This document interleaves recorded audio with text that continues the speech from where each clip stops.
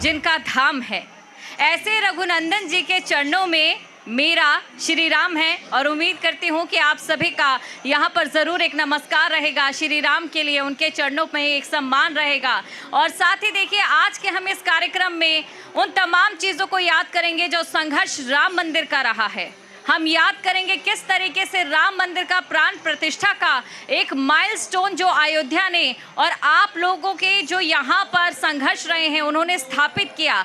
और इस कार्यक्रम को हम आगे बढ़ाएंगे और इसीलिए मैं मंच पर बुलाना चाहूँगी editor in chief Manoj Gairola ji News Nation को कि वो यहाँ मंच पर पधारें और इस कार्यक्रम की शुरुआत अपने शब्दों के साथ करें। इस कार्यक्रम में कौन सी वो चीज़ें हैं जो आपके लिए खास रहेगी और क्यों ये पल आपके लिए यादगार रहेगा। इस समारोह के मुख्य अतिथि और श्री राम मंदिर राम जन्मभूमि तीर्थ ट्रस्ट के महासचिव चंपत राय जी, हनुमानगढ़ी के महंत राजू दास जी, देवी और सज्जनों, आपका इस विशेष कार्यक्रम में हार्दिक अभिनंदन और स्वागत है। आज इस कार्यक्रम का विषय है जय श्री राम और इसमें हम जो ये मंदिर बना है, मंदिर के पीछे का जो संघर्ष था और साथ ही हमारा आगे का डायरेक्शन क्या होगा, क्या हम आगे देखते हैं कि, और ख़ास तौर से आर्थिक विकास अयोध्या नगरी का और पूरे उत्तर प्रदेश का किस तरीके से होगा, वो आने वाले सेशंस में हम इस सबको डिस्कस करेंगे। ये देखिए, ये आज हमारा बहुत बड़ा सौभाग्य है कि हम अयोध्या नगरी में अपना ये कार्यक्रम और इस विषय के साथ हम लोगों ने ये किया है। आज साल पहले तक हम सोच भी नहीं सकते थे कि इस तरीके का कार्यक्रम हम अयोध्या में करेंगे। अयोध्या में जो ये भव्य मंदिर बना है और अभी और भी बनना बाकी है, इस पीछे सनातन समाज ने एक बहुत बड़ा संघर्ष किया। ये 550 साल का संघर्ष है और ये संघर्ष सत्ता के खिलाफ था। ये कई बार ये संघर्ष हुआ जिसमें हजारों सैकड़ों लोगों ने अपना बलिदान दिया। और आप देखिएगा कि, और मेरे को लगता नहीं कि पूरे संसार में किसी भी धार्मिक स्थल के लिए इतना बड़ा संघर्ष रहा हो। सन 1947 में जब भारत आज़ाद हुआ तो उस समय हमारे देश का बंटवारा हुआ। देश का बंटवारा धर्म के आधार पे हुआ, लेकिन इस सब के बावजूद भी जो हिंदू समाज को जो ये मंदिर मिलना चाहिए था, अपना मंदिर नहीं मिला और ये संघर्ष उस समय बढ़ता गया। और फाइनल जो संघर्ष किया ये उस समय हुआ जिस समय संघ परिवार, विश्व हिंदू परिषद, आचार्य श्री अशोक सिंघल जी, आचार्य गिरिराज किशोर जी, चंपत राय जी, जब इन्होंने ये संघर्ष किया और संघर्ष को इस जगह लेकर चले गए कि पूरे के पूरे देश में कोने कोने में हर बच्चे के मन में ये भावना हो गई कि हमें तो हमारा मंदिर चाहिए। तो आप देखिएगा कि हमारी पीढ़ी एक बहुत ही, अगर हम अपनी जनरेशन को देखें तो हम लोग बड़े भाग्यशाली हैं, क्योंकि हम लोगों ने वो दौर भी देखा है जब यहाँ मंदिर नहीं था, जब मंदिर बनने के लिए संघर्ष हुआ। और यही अयोध्या नगरी है जहाँ की आंदोलनकारियों पे गोलियाँ चली और उसके बाद फिर ये मंदिर बना। और आज इस मंदिर और इस भव्य मंदिर के आज हम लोग दर्शन, और आज हमने आज हम इस लायक है कि हम इसके दर्शन कर सकें।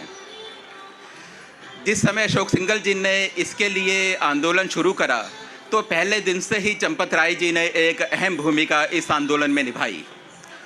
और ये तब से लेकर, चाहे वो ज़मीनी आंदोलन हो, चंपत राय जी अपने कार्यकर्ताओं के साथ खड़े रहे, चाहे जब ये ज़मीनी आंदोलन से जब ये एक कानून का संघर्ष हुआ तो उस समय भी चंपत राय जी ने एक बहुत ही अहम भूमिका निभाई। और अगर हम देखें तो जिस समय और एक बात जो बहुत ही कम लोगों को मालूम है वो ये है कि जिस समय ये मुकदमा हाई कोर्ट में गया, पहले दिन की सुनवाई से लेकर सुप्रीम कोर्ट का जब वर्डिक्ट आया आखिरी दिन तक चंपत राय जी कोर्ट में मौजूद रहे और कोर्ट की सारी दलीलें, सारी तारीख और उसका क्या सिग्निफिकेंस है, सारा का सारा चंपत राय जी को अच्छे से याद है। और इस समय जब सुप्रीम कोर्ट के आदेश के बाद जब ये ट्रस्ट बना तो तब ट्रस्ट में चंपत राय जी को एक अहम भूमिका मिली। तब से लेकर पहले दिन से लेकर आज तक चंपत राय जी ने कुछ नए चंपत राय जी को जो जिस तरीके से पहले काम कर रहे थे वही काम आज की डेट तक इन्होंने किया। चाहे वो मंदिर का आर्किटेक्ट हो, मंदिर के में जो एक एक पत्थर है, डिज़ाइन है, सारा चंपत राय जी की निगाहों से गया। और आज हम बहुत सौभाग्यशाली हैं कि चंपत राय जी हमारे बीच में हैं। हमारा न्यूज़ नेशन नेटवर्क, जैसा कि आप जानते ही हैं, वो देश का एक लीडिंग चैनल है, टॉप चैनल्स में हमारा नाम आता है। और हमारे जितने भी पूरे मध्य भारत में और उत्तर भारत में, मध्य भारत में और वेस्ट में हमारे रीजनल टीवी चैनल्स हैं। और जहाँ उत्तर प्रदेश में हमारा न्यूज़ स्टेट उत्तर प्रदेश उत्तराखंड है। और जब से हमने अपना चैनल लॉन्च किया है तब से हमारी नंबर 1 पोजीशन यहाँ पर है। और अब मैं एक और बात की तरफ आपका ध्यान आकर्षित करना चाहूँगा। ये बात अयोध्या के लिए नहीं बल्कि पूरे देश के लिए लागू है। हमारे यहाँ धार्मिक स्थलों में हमारे यहाँ टूरिज़्म बहुत ज़्यादा बढ़ा है। मैं एक मिनिस्ट्री ऑफ टूरिज़्म का फिगर आपको देता हूँ। 2020-21 का फिगर मैं देता हूँ। 2021 में 8 करोड़ तीर्थ यात्री अलग अलग तीर्थ स्थानों में गए और जो टोटल जो आमदनी हुई वो थी 65,000 करोड़ रुपए। उसके अगले साल ये नंबर बढ़ के 14 करोड़ हो गया और जो टोटल जो आमदनी जो इससे हुई वो 1,35,000 करोड़ की हुई। और ये तब की बात है जबकि अयोध्या बना नहीं था। उस समय सिर्फ महाकाल का डेवलपमेंट हुआ था, काशी का डेवलपमेंट हुआ था, केदारनाथ का डेवलपमेंट हुआ था।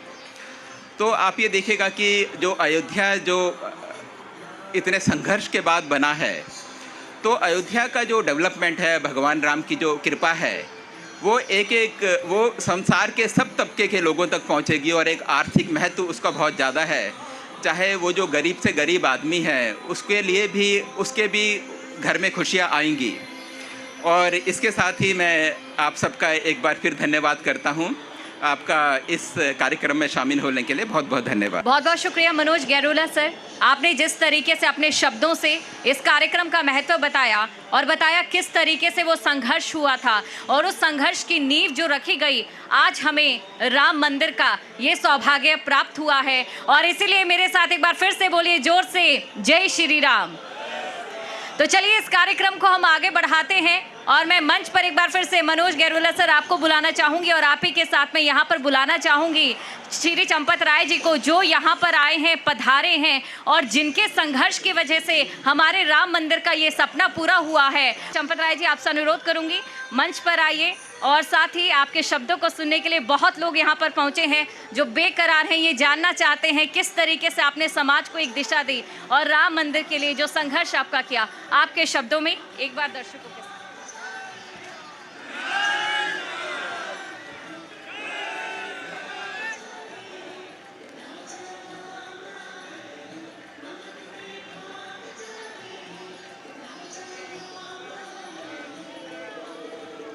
भाइयों,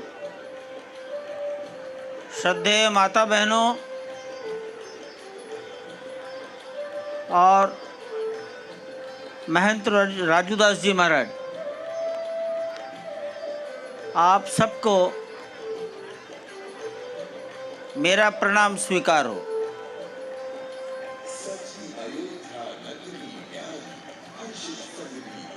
अपनी बात समाज को अधिक से अधिक लोगों तक पहुंचाना,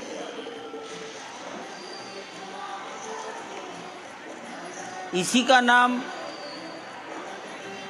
प्रचार है। मैंने पढ़ा कि कभी महात्मा गांधी संपादकों से मिलने जाते थे,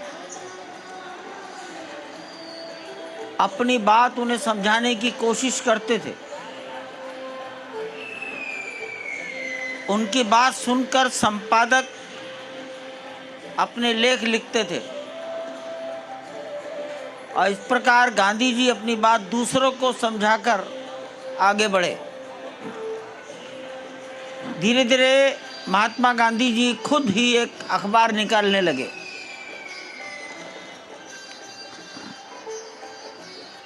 अपनी बात अधिक से अधिक लोगों तक पहुंचाना। हजार लोगों तक कोई बात पहुंची, 25-50 लोगों को बात वो समझ में आई,